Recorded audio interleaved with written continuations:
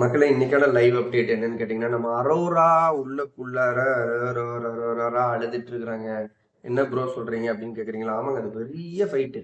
கிட்டத்தட்ட ஒரு 2 நாளா இதே டாபிக் தான் போயிட்டு இருக்கு. என்ன ப்ரோ டாபிக்கு அப்படின்னு கேட்டீங்கன்னா, நம்ம கம்ருதீன் வந்து தன்னோட துணிய வந்து ஒரு ஃப்ரெண்ட்லியா நம்ம அரோரா வந்து பாத்ரூம்ல கழட்டி இந்த மாதிரி போட்டிருக்கப்ப அது அப்படி இருக்குது, நீங்க வந்து எனக்கு துவைச்சு கொடு அப்படின்னு சொன்னோடனே அவங்களும் கொஞ்சம் இறக்கப்பட்டு ஓகே நம்ம ஃப்ரெண்டு தானே அப்படிங்கிற பேர்ல போயிட்டு அந்த ட்ரெஸ்ஸை வந்து துவைச்சு கொடுத்துட்றாங்க.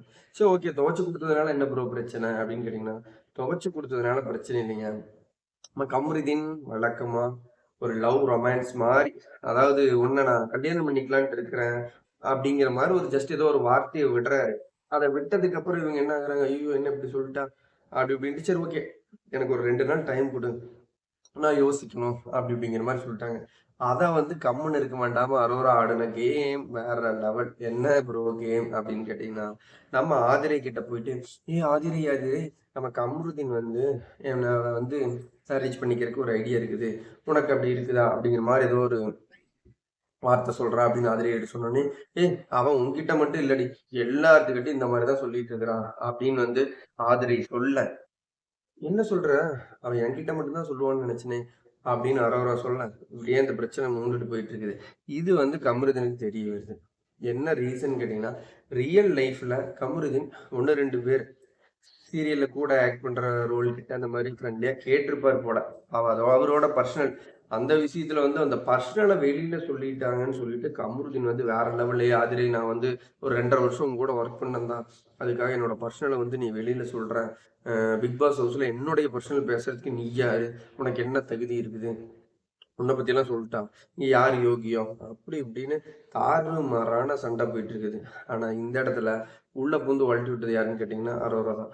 ஏன் ப்ரோ அரோரா அப்படின்னு கேட்டீங்கன்னா, அரோரா கிட்ட உன்னை வந்து நான் மேரேஜ் பண்ணிக்கிறதுக்கு ஐடியா இருக்குது அப்படின்னு கமருதீன் ஒரு ஃப்ரெண்ட்லியா சொல்ல, அதை போய் ஆதிரை கிட்ட சொல்ல, ஆதிரை வந்து இந்த மாதிரி அப்படிதான் அவன் நடந்துக்கிறான் அப்படின்னு சொல்ல, அதை கொண்டுட்டு வந்து உன்னை வந்து ஆதிரை வந்து இப்படி சொல்றான் அப்படின்னு கமருதீன் கிட்டே சொல்ல, இதுல கமருதீன் கிளம்பி ஆதிரை என்னை பத்தி நீ எப்படி அப்படி தப்பா பேசலாம், உனக்கு என்ன தகுதி இருக்குன்னு ஒரு ஃபைட்டு போக, இப்படியே இங்க நடக்கிறது அங்கேயும் அங்க நடக்கிறது இங்கேயும் சொல்லிட்டு இருந்தது அம்மனி, ஏகப்பட்ட சண்டையும் குழப்பத்தையும் கொண்டாந்து கிட்டத்தட்ட பயங்கரமான மன உளைச்சலுக்கு கமருதீனாகி உட்காந்து அழுதுட்டு இருந்ததெல்லாம் பார்க்க முடிஞ்சது. எனக்கு தெரிஞ்சு அவ்வளோ பெரிய ஃபீல் பண்ண மாதிரி தெரில. பட் யாராக இருந்தாலும் பர்சனலாக பேசும்போது ஜஸ்ட்டு கோவம் வரும். ஆனால் இந்த கோவத்தை தாண்டி ஒரு செகண்ட் அழுதாரு அப்படின்னு தான் சொல்லணும். ஓகே ப்ரோ, அழுதாரா அப்படின்னு கேட்டிங்கன்னா அழுதாரு. பட் கண்ணீர் இருந்ததான்னு கேட்டிங்கன்னா தெரில. ஓகே.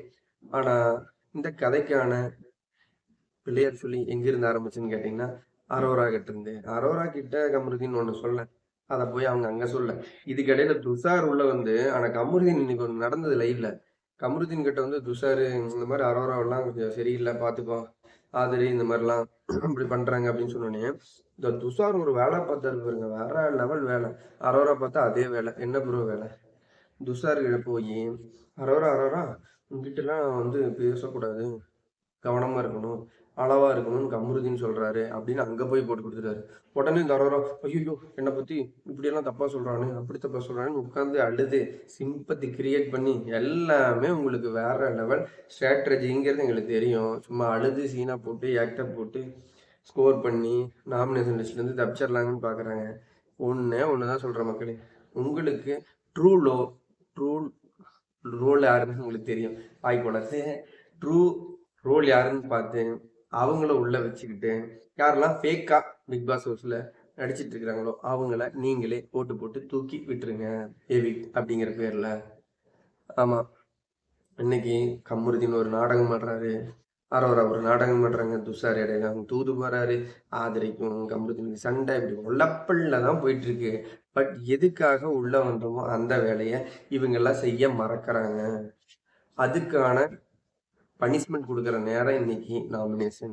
நீங்க பார்த்து நல்லா செஞ்சு விட்டுருவீங்கன்னு எனக்கு தெரியுது. ஓட்டா போட்டு யாரை உள்ள இருக்கணுமோ அங்கே வச்சுட்டு மத்தால தூக்கி விடுங்க மக்கள். அடுத்த ஒரு வீடியோல பார்க்கலாம்.